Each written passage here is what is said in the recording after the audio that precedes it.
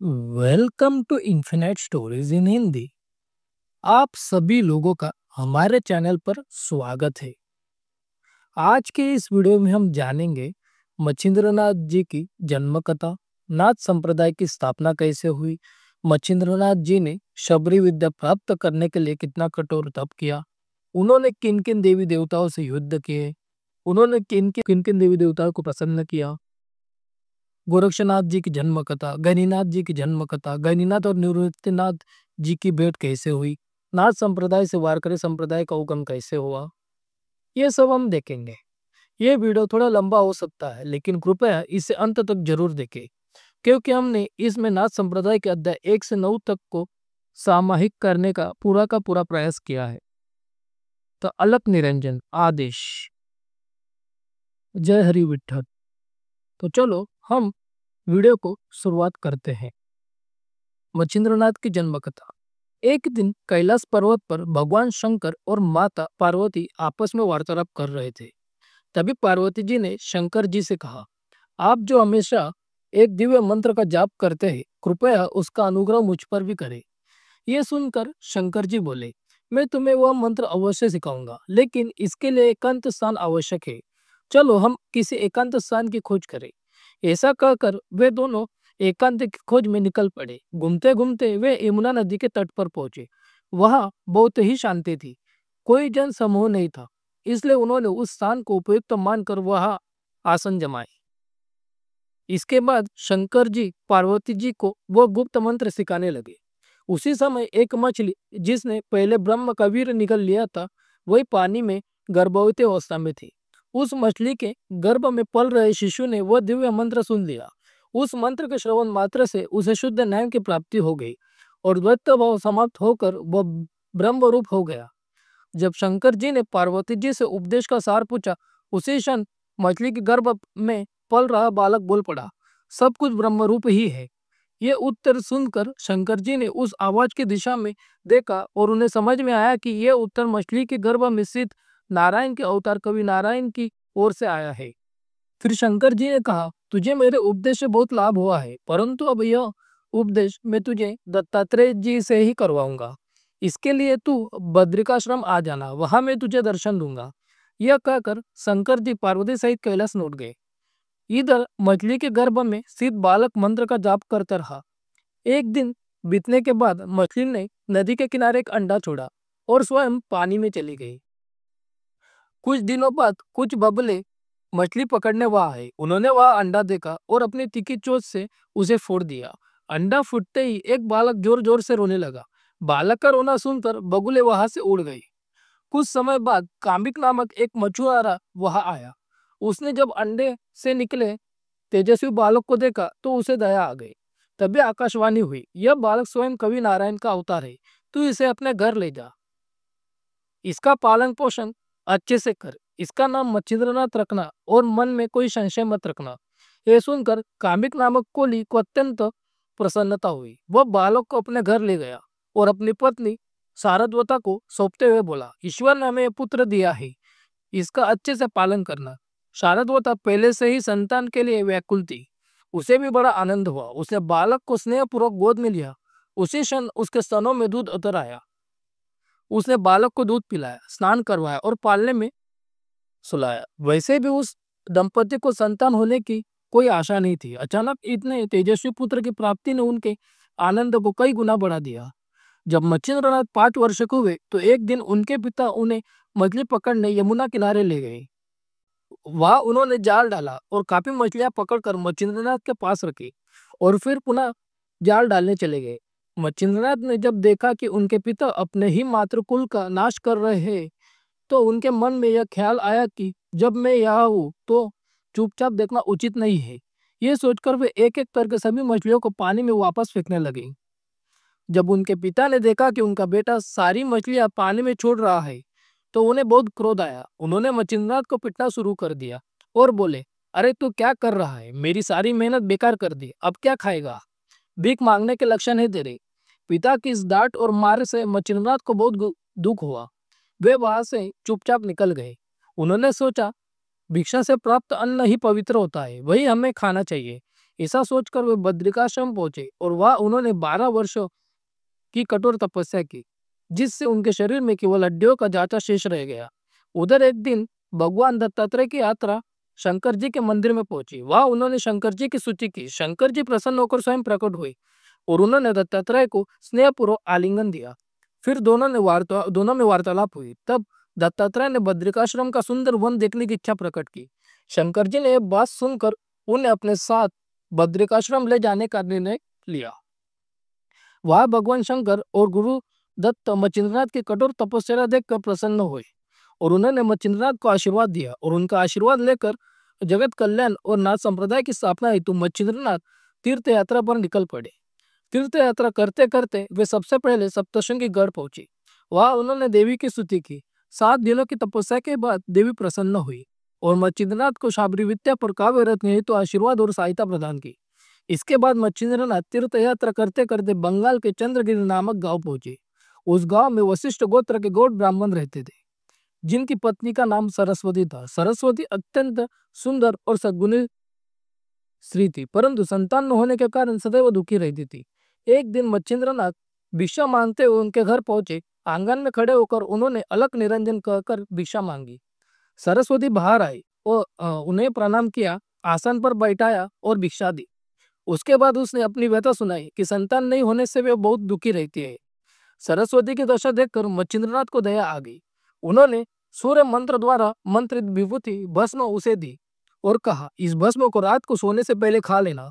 यह कोई साधारण भस्म नहीं है, यह साक्षात हरिनारायण का रूप है, जो प्रतिदिन उदित होकर हमें दर्शन देते हैं। वही तुम्हारी कोख से जन्म लेंगे। फिर मैं उपदेश दूंगा, जिससे वो संसार में महान कीर्ति प्राप्त करेगा और सभी सिद्धियां उसके अधीन रहेगी। यह कहकर मच्छिंद्रनाथ चले गए। तब सरस्वती ने पूछा, आप दोबारा कब आओगे? मच्छिंद्रनाथ ने उत्तर दिया, मैं 12 वर्षों के बाद आकर तुम्हारे पुत्र को उपदेश दूंगा। यह कहकर वे वहां से चले गए। सरस्वती को भस्म मिलने पर अत्यंत हर्ष हुआ। उसने उसे अपने आंचल में बांध कर रख दिया और प्रसन्नता में अपनी एक पड़ोसन के पास बैठने गए। वह 5-6 और औरतें बातें कर रही थी। सरस्वती ने उन्हें सारी बात हर्षपूर्वक सुना दी और फिर पूछा, उस सन्यासी ने जो कहा है, क्या सच में भस्म खाने से मुझे पुत्र होगा? उसका प्रश्न सुनकर सभी औरतें उसका उपहास करने लगी। एक बोली, अरे क्या राख खाने से भी बच्चे होते हैं? ये सन्यासी लोग तो तंत्र मंत्र के छल में माहिर होते हैं, लोगों को बेवकूफ बनाते हैं। तू कैसे उसके झांसे में आ गई? हमें तो ये सब ठीक नहीं लग रहा। इस तरह सब ने सरस्वती के मन में भ्रम पैदा कर दिया। वह पूरी तरह से विचलित हो गई और घर आकर उसने कुछ भी सोचे बिना वह विभूति उस स्थान पर फेंक दी जहाँ घर का कचरा, गोबर आदि फेंका जाता था। दूसरी तरफ मच्छिंद्रनाथ तीर्थ यात्रा करते हुए पूर्व दिशा की ओर बढ़े और जगन्नाथ, सेतुबंध आदि तीर्थ स्थानों की यात्रा करके रामेश्वर पहुंचे। वह उनकी और हनुमान जी की भेंट हुई। वह उनके बीच युद्ध हुआ। वायुदेव के मध्यस्थता से युद्ध रुक गया और हनुमान जी और मच्छिंद्रनाथ के बीच फिर से दोषी हो गया। हनुमान जी ने मच्छिंद्रनाथ से श्री राज्य में जाकर निवास करने का वचन लिया। मच्छिंद्रनाथ ने यह वचन स्वीकार किया और दोनों ने एक दूसरे को प्रणाम कर आगे की यात्रा शुरू की। मच्छिंद्रनाथ फिर तीर्थ यात्रा करते हुए ज्वालामुखी भगवती हिंगलाज माता के दर्शन के लिए पहुंचे। वहां अष्टभैरवों ने उन्हें मार्ग में रोका। मच्छिंद्रनाथ ने युद्ध में अष्टभैरव और माता की समस्त दासियों को पराजित किया। माता मच्छिंद्रनाथ का पराक्रम देखकर प्रसन्न हुई माता और उन्हें 2 दिव्य अस्त्र ही प्रदान की, स्पर्शास्त्र और बिंदास्त्र, प्रसाद के रूप में। इसके बाद मच्छिंद्रनाथ तीर्थ यात्रा करते हुए 12 मल्लर नामक जंगल में पहुंचे। वहां उनको भूत पिशाच दिखाई दिए। तो मच्छिंद्रनाथ ने सोचा कि यह भी हमारे शाब्र काव्य में मदद कर सकते। तो उन्होंने 12 मल्लर वन में वेताल और उनके भूतों के साथ युद्ध किया और युद्ध में उन सभी को पराजित कर दिया। भूतों का भी शाबरी विद्या में मदद हो सके। आगे की तीर्थ यात्रा करते हुए वे कोकण के कुडाल प्रांत के अडुल गांव पहुंचे, जहां उनका युद्ध कालिका माता से हुआ। इस युद्ध में माता की सहायता के लिए स्वयं भगवान शंकर को कैलाश छोड़कर आना पड़ा। शंकर जी मच्छिंद्रनाथ से प्रसन्न हुए और उन्हें आशीर्वाद दिया कि जैसी कालिका माता मेरी सहायता करती है, वैसे ही वो तुम्हारी भी सहायता करेगी। फिर आगे मच्छिंद्रनाथ तीर्थ यात्रा करते करते हरेश्वर पहुंचे, जहाँ वीरभद्र से उनका युद्ध हुआ। मच्छिंद्रनाथ ने वीरभद्र को पराजित किया और शाब्र काव्य की सहायता के करने को कहा। वह सभी देवताओं ने मच्छिंद्रनाथ को अस्त्र प्रदान किए। शिव ने त्रिशूलास्त्र, ब्रह्मा ने शापास्त्र, इंद्र ने वज्रास्त्र, कुबेर ने शिंतमंत्र, वरुण ने वरुणास्त्र और विष्णु ने उन्हें वैकुंठ में आमंत्रित किया। मच्छिंद्रनाथ एक वर्ष वैकुंठ में रहे, फिर कैलाश गए और वहां भी एक वर्ष रहे। फिर वे इंद्र के पास 3 महीने और ब्रह्मा के साथ सत्यलोक में 6 महीने रहकर स्वर्गीय सुख भोग कर मृत्युलोक पृथ्वी पर लौट आए। इसके बाद उन्होंने फिर से अपनी तीर्थ यात्रा शुरू कर दी और केकड़ा देश के वज्र वन में वज्र देवी के दर्शन किए और वहां कुछ महीने रुके। फिर वे तीर्थ यात्रा करते हुए द्वारका पहुंचे, वहां श्री कृष्ण के दर्शन किए और अयोध्या में श्री राम के दर्शन किए। फिर वे मथुरा, अवंती, काशी, कश्मीर, प्रयाग, गया आदि तीर्थों की यात्रा करते हुए फिर से बंगाल पहुंचे। वहां उन्होंने सरस्वती बाई का घर देखा और विभूति का स्मरण हुआ। आंगन में खड़े होकर उन्होंने उसे नाम से पुकारा। पुकार सुनकर वो बाहर आई और योगी को देखकर भिक्षा लाने लगी।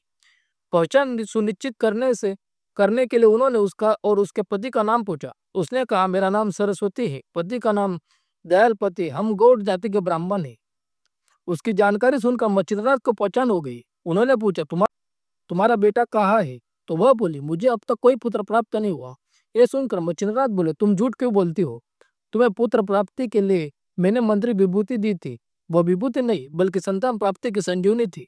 वह तेजस्वी पूर्ण गुणों वाला पुत्र तो होना ही चाहिए। मच्छिंद्रनाथ की बात सुनकर वह डर गई और उसने मन में सोचा कि मैंने वह विभूति कूड़े में फेंक दी थी। अब ये योगी मुझे श्राप देगा, अब मैं क्या करूँगा? इसने तो मुझे पहचान ही लिया है। ये सोचकर वह घबरा गए। सब सोच विचार कर उसने मच्छिंद्रनाथ के चरणों में सिर रखकर पूरी बात बताई। योगीराज, मुझे विश्वास नहीं था, इसलिए मैंने दी गई विभूति कूड़े में फेंक दी। मेरे इस अपराध को क्षमा करे। ये सुनकर मच्छिंद्रनाथ बहुत दुखी हुए। उनके मन में ये विचार आया कि स्त्रियां केवल स्वयं नहीं डूबती बल्कि बेचारे कुलों को भी डुबा देती है। स्त्री के कारण आज ये स्थिति आई है। उन्हें लगा कि उस समय उन्होंने मूर्खता की। सूर्य के तेज से मंत्रित की गई विभूति व्यर्थ चली गई। इसका उन्हें अत्यंत खेद हुआ। उन्हें निश्चय हो गया कि यह विभूति व्यर्थ नहीं जानी चाहिए, उसका अवतार रूप में जन्म होना ही चाहिए। ऐसा विचार कर कि वह भस्म कहाँ डाला गया था उसकी जांच करनी चाहिए, जिससे उसकी स्थिति का पता चल सके। ये विचार मन में आते ही मच्छिंद्रनाथ बोले, माते, जो होना तब हो गया। वो समझो देव योग ही था। अब अगर मैं तुझ पर क्रोधित भी हो जाऊं तो मुझे क्या लाभ होने वाला है? अब जहाँ वह भस्म डाला था वो जगह मुझे दिखा दी।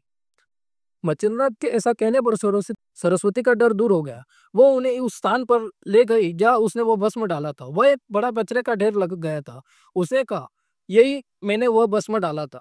मच्छिंद्रनाथ ने वहां जाकर पुकारा, हे प्रतापी हरिनारायण सूर्यसुता, यदि तू राख में है तो शीघ्र बाहर आ जा। तेरा जन्म यही हुआ और तू 12 वर्ष तक यहाँ रहा है, इसलिए तेरा नाम गोरक्ष रखा गया है।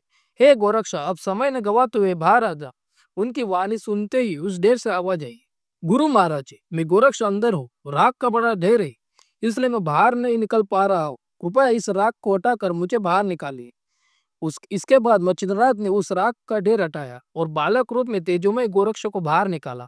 जैसे ही वो तेजस्वी बालक बाहर आया, वह चारों ओर सूर्य के प्रकाश जैसा तेज फैल गया। उसका स्वरूप अत्यंत सुंदर था, जैसे कामदेव स्वयं प्रकट हुए हो। उसे देखकर सरस्वती को बहुत पश्चाताप हुआ। वह फूट फूट कर रोने लगी। ऐसा पुत्र अपने हाथों से खो बैठी, ये सोचकर वो व्यतीत हो गई। तब मच्छिंद्रनाथ ने कहा, अब दुख मत कर, वह पुत्र तेरे भाग्य में नहीं था, फिर तुझे वह कैसे प्राप्त होता? अब तू यहाँ से चली जा, नहीं तो मेरा क्रोध अग्नि के समान है, जिसे ब्रह्मा आदि देवता भी सहन नहीं कर सकते। अंत व्यर्थ दुख छोड़ और यहाँ से निकल जा। यह कहकर मच्छिंद्रनाथ गोरक्षनाथ को साथ लेकर तीर्थ यात्रा पर निकल पड़े। फिर वे कनकगिरी गांव पहुंचे। वहां उन्होंने गोरक्ष को उपदेश दिया, वेदों और शास्त्रों में पारंगत बनाया, 14 विद्या पढ़ाई, सभी शास्त्रों में प्रवीण बनाया, चमत्कार सिखाए, शाबरी विद्या सिखाई, रसायन विद्या भी सिखाई, पंच महाकाव्य सुनाए, सभी देवताओं का आशीर्वाद दिलवाया। नरक्षा, कालिका, असुर, जोटिंग, वेताल, मारुति, श्रीराम आदि सभी के दर्शन कराए। जब श्रीराम से भेंट हुई तब राम ने गोरक्ष को अपनी गोद में बैठा और कहा, कीर्ति प्राप्त करो, ऐसा आशीर्वाद दिया। गणपति, सूर्य, अष्टभैरव, मातृका और मृत्यु भूमि पर उतर कर उसे आशीर्वाद देना है। 52 वीरों के साथ श्रीराम, सूर्य आदि सभी ने गोरक्षनाथ को वरदान दिए और तब हेतु मच्छिंद्रनाथ को कहकर वे सभी अपने स्थानों पर लौट गए। अब हम जानेंगे गणिनाथ की जन्म कथा। एक दिन गोरक्षनाथ संजीवनी मंत्र का पाठ कर रहे थे। मच्छिंद्रनाथ वहां नहीं थे, वह अकेले थे और उसी समय कुछ बच्चे वहां खेलते हुए आए। वे बच्चे मिट्टी में खेल रहे थे। उन्होंने गोरक्षों से मिट्टी की गाड़ी बनाने को कहा, पर गोरक्षनाथ ने कहा, मुझे गाड़ी बनाना नहीं आता, तुम ही बना लो।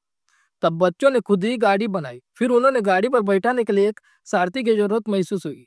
उन्होंने मिट्टी का एक पुतला बनाने का विचार किया, पर किसी से भी वह नहीं बना।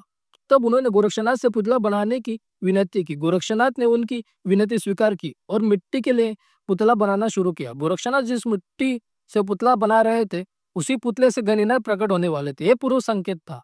नवनारायणों में से कर भंजन नारायण को गणिनाथ का अवतार लेकर इसी पुतले से प्रकट होना था। इसलिए गोरक्षनाथ को वैसी बुद्धि हुई और उन्होंने पुतला बनाना शुरू किया। उसी समय उनके मुख से संजीवनी मंत्र का पाठ भी चल रहा था। पुतला बन जाने पर कर भजन नारायण ने उसमें प्रवेश किया। तब अस्थि, त्वचा, मांस, रक्त आदि मिलकर वह पुतला तेजस्वी मानव बन गया। फिर वह रोने लगा और उसका रोना बच्चों ने सुना और डर कर चिल्ला उठे, गोरक्षनाथ ने कोई भूत ला दिया है। डर के मारे बच्चे वहां से भाग गए। रास्ते में मच्छरनाथ मिले तो उन्होंने बच्चों से पूछा, बच्चों तुम सब इतनी तेजी से क्यों भाग रहे हो? डरने की क्या बात है, मुझसे कहो। बच्चों ने उन्हें सारी घटना बता दी। यह सुनकर मच्छरनाथ को संदेह हुआ और उन्होंने स्वयं जाकर देखने का निश्चय किया। बच्चों से पूरी जानकारी लेकर वे उस स्थान पर पहुंचे। वहां से उन्हें एक बच्चे के रोने की आवाज सुनाई दी। मच्छरनाथ ने समझ लिया कि यह कर भंजन नारायण का अवतार है। उन्होंने उस बालक को उठाया और चल पड़ी। गोरक्ष ने पुतला तो बनाया था, लेकिन वह भी डर कर भाग गया था। मच्छिंद्र जिस घर के पास जाते, वहां के बच्चे डर से भागते। अंत में जब गुरु की आवाज सुनाई दी, तब गोरक्ष एक घर से बाहर आए। लेकिन जैसे उन्होंने मच्छिंद्रनाथ के हाथों में बच्चे को देखा, वह भी डर कर भाग गया। उसे गुरु के पास आने की हिम्मत ही नहीं हो रही थी। मच्छिंद्रनाथ ने समझ लिया और गोरक्षनाथ डर गया है। उन्होंने अपने सिर का वस्त्र निकालकर उस बच्चे को उसमें लपेटा और गोरक्षनाथ के पास जाकर कहा, यह मनुष्य है और नवनारायणों में से एक नारायण का अवतार है। यह सुनकर गोरक्षनाथ ने पूरी घटना गुरु को विस्तार से बताई। सारी बातें सुनकर मच्छिंद्रनाथ प्रसन्न हुए और बोले, जैसे तू राख से उत्पन्न हुआ, वैसे ही यह पुतला संजीवनी मंत्र से जीवित हुआ है। इसमें अब कर भजन नारायण का संचार हुआ है। यह भूत नहीं बल्कि मानव रूप में अवतरित देव है। ये सब कहकर मच्छिंद्रनाथ ने गोरक्ष को डर छोड़ने को कहा। फिर उन्होंने गोरक्ष और उस बच्चे को साथ लेकर अपने आश्रम लौटे। वहां उन्होंने गाय को दूध लाकर प्रेम से बच्चे को पिलाया और उसके लिए एक झूला बनवाया। झूले में गणिनंदन को डालकर झुलाया और सुनाया। यह समाचार पूरे गांव में फैल गया। लोग आश्रम में आकर उस बच्चे के बारे में पूछने लगे। जब मच्छिंद्रनाथ सारी बात बताते तो सब चकित हो जाते थे। ये सोचकर, ये देखकर कहने लगे कि मच्छिंद्रनाथ की योग्यता तो ब्रह्मदेव से भी अधिक है। इस प्रकार मच्छिंद्रनाथ के प्रति गांव में विशेष आदर और श्रद्धा की भावना उत्पन्न हुई। गांव वालों ने सुझाव दिया कि इस बालक को किसी योग्य परिवार को सौंप दिया जाना चाहिए, क्योंकि मच्छिंद्रनाथ स्वयं उसकी सेवा नहीं कर पाएंगे। तब मच्छिंद्रनाथ ने कहा, यदि ऐसा हो सके तो यह बहुत ही अच्छा होगा। उनकी अनुमति से, सहमति से उस बालक को मधु नामक ब्राह्मण और उसकी महान पतिव्रता पत्नी गंगा को सौंप दिया। फिर मच्छिंद्रनाथ गोरक्ष को लेकर फिर से तीर्थ यात्रा पर निकल पड़ी और इसी गणिनाथ से आगे चलकर वारकरी संप्रदाय की स्थापना हुई। तो चलो हम वो देखते हैं, जो कि इस प्रकार है। संत निवृत्तिनाथ संत ज्ञानेश्वर जी के बड़े भाई थे। आइए संक्षेप में उनके बारे में जानते हैं। निवृत्तिनाथ का जन्म वर्ष 1273 या 1268 बताया जाता है। ज्ञानेश्वर, सोपदेव, मुक्ताबाई और निवृत्तिनाथ, इन चारों भाई बहनों में निवृत्तिनाथ सबसे बड़े थे। निवृत्तिनाथ ही ज्ञानेश्वर जी के गुरु थे। निवृत्तिनाथ जी ने ही ज्ञानेश्वर जी को आदेश दिया कि संस्कृत में लिखी गई गीता को जन सामान्य की भाषा में लिखा जाए, ताकि हर कोई उसे समझ सके। उसी आदेश पर ज्ञानेश्वर जी ने भावार्थ दीपिका ज्ञानेश्वरी की रचना की, जो कि मराठी में है। गणिनाथ जी निवृत्तिनाथ जी के गुरु थे। निवृत्तिनाथ जी ने अपने एक अभंग में लिखा है, निवृत्तिनाथ का देह केवल श्री कृष्ण ही है और यह बात मुझे गणिनाथ जी ने ही सिखाई है। निवृत्तिनाथ जी की रचनाओं में लगभग 300 से 400 अभंग और एक हरिपाठ प्रमुख रूप से स्वीकारे जाते हैं। उनके अभंग योग साधना, अद्वैत दर्शन और कृष्ण की भक्ति पर आधारित है। हालांकि भावनात्मक दृष्टि से उनके अभंग थोड़े कम लग सकते हैं, लेकिन उनका महत्व कवि के रूप में नहीं बल्कि संत ज्ञानेश्वर के मार्गदर्शक और गुरु के रूप में है। संत निवृत्तिनाथ संत ज्ञानेश्वर के बड़े भाई और गुरु थे। जब उनके पिता विट्ठल पंत को सांसारिक जीवन में मन नहीं लगा, तो वे एक दिन अचानक घर छोड़कर काशी चले गए। वहाँ उन्होंने रामानंद नामक सदगुरु से संन्यास दीक्षा ली और उनकी सेवा करने लगे। बाद में गुरु की आज्ञा से विट्ठल पंत आनंदी लौटे, फिर से गृहस्थ जीवन शुरू कर दिए। उनके 4 संतानें हुई, निवृत्तिनाथ, ज्ञानेश्वर, सोपानदेव और मुक्ताबाई। उन्होंने अपने संतान को उस समय की परंपरा अनुसार समस्त शिक्षा दी। एक समय विट्ठलपंत अपनी पत्नी और बच्चों के साथ त्र्यंबकेश्वर तो पीछे स्थित पर्वतों की ओर गए। वहां एक घना जंगल था। उसी जंगल में एक दिन अचानक एक बाघ आ गए। बाघ को देखकर सब घबरा गए, जान बचाकर भागने लगे। सब बाहर निकल गए, लेकिन निवृत्तिनाथ कहीं नजर नहीं है। बहुत खोजबीन की गई, लेकिन वह नहीं मिले। 7 दिन भी बीत गए। 8वें दिन निवृत्तिनाथ दत्त रूप में प्रकट हुए। सभी को अत्यंत हर्ष हुआ। वे और भी तेजस्वी दिखाई दे रहे थे। विट्ठलपंत ने पूछा, बेटा तुम इतने दिन कहाँ थे? निवृत्तिनाथ ने उत्तर दिया, बाबा बात से डर कर मैं एक गुफा में घुस गया। वहां एक स्वामी पहले से बैठे थे। अंधेरी गुफा में भी उनका तेज मुझे साफ दिखाई दे रहा था। उनका नाम गैनीनाथ था। उन्होंने मुझे योग की दीक्षा दी, शिक्षा दी और कहा, अब संसार में दुखी जीव है, उन्हें सुखी करने के लिए काम करो। बाद में जब बच्चों की मुंजी हुई तो विट्ठलपंत उन्हें आनंदी ले गई, परंतु वहां के लोगों को कठोरता से कहा, तुमने संन्यास लेकर फिर से गृहस्थ जीवन अपनाया है। तुम्हारे लिए मृत्यु प्रायश्चित के सिवा और कोई प्रायश्चित नहीं है। जब तक तुम यह नहीं करोगे तब तक बच्चों की मुंज नहीं हो सकती। ये सुनकर विट्ठलपंत घर लौटे। जब बच्चों को गहरी नींद में देखा तो उन्होंने और रखुनीबाई ने अंतिम विदा ली और प्रयाग जाकर गंगा में जल समाधि ले ली। अगली सुबह जब बच्चे जागे तो उन्हें पता चला कि माता पिता अब इस दुनिया में नहीं है।